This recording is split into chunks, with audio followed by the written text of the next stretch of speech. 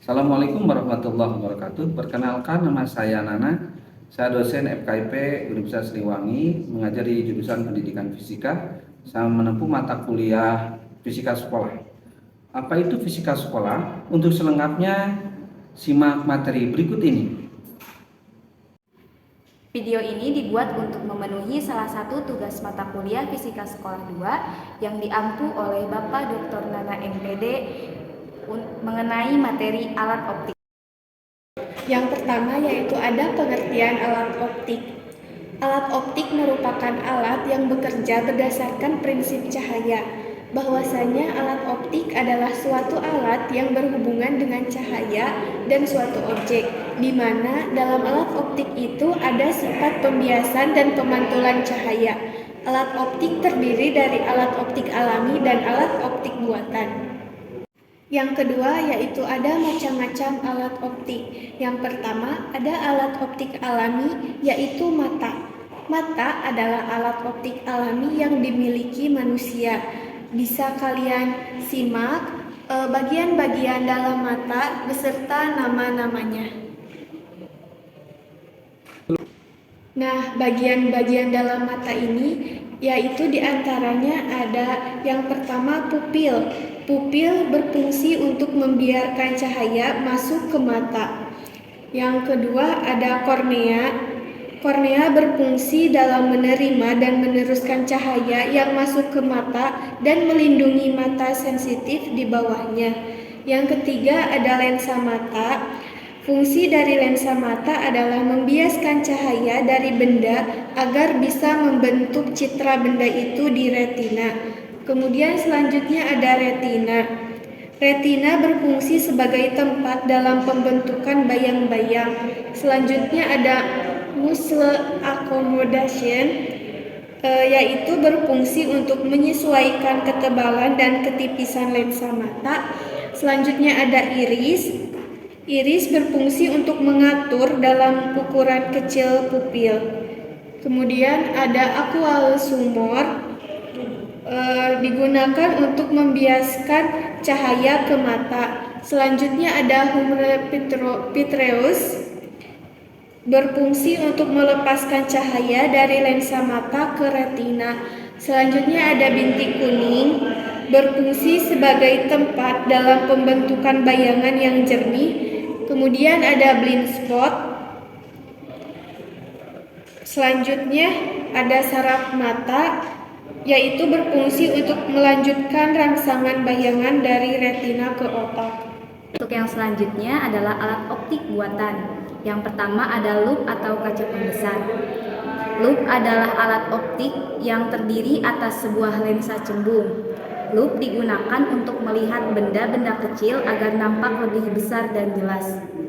Ada dua cara untuk menggunakan lup, yaitu dengan mata berakomodasi dan dengan mata tak berakomodasi. Nah, bisa teman-teman lihat pada gambar lup di samping, di mana ada bagian lensa cembung, kepala atau bingkai, kemudian skrup atau pengendali, serta tangkai lup. Yang kedua adalah kamera. Kamera merupakan alat yang digunakan untuk menghasilkan bayangan fotografi pada film negatif. Seperti yang teman-teman lihat pada gambar, berikut merupakan bagian-bagian pada kamera beserta namanya.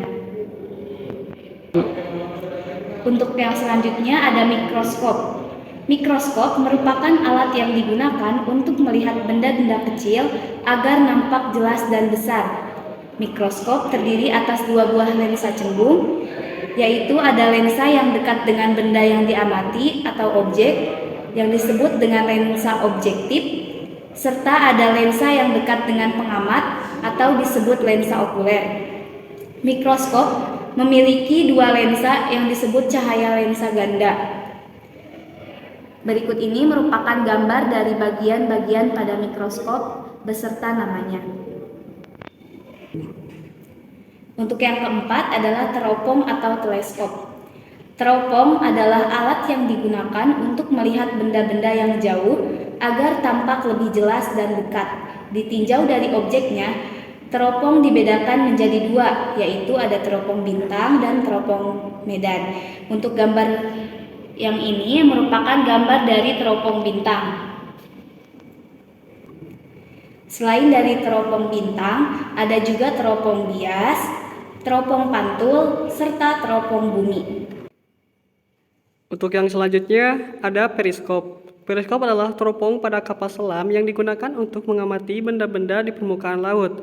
Periskop terdiri atas 2 lensa cembung dan 2 prisma siku sama kaki. Nah, ini adalah konsep dari periskop kapal selam.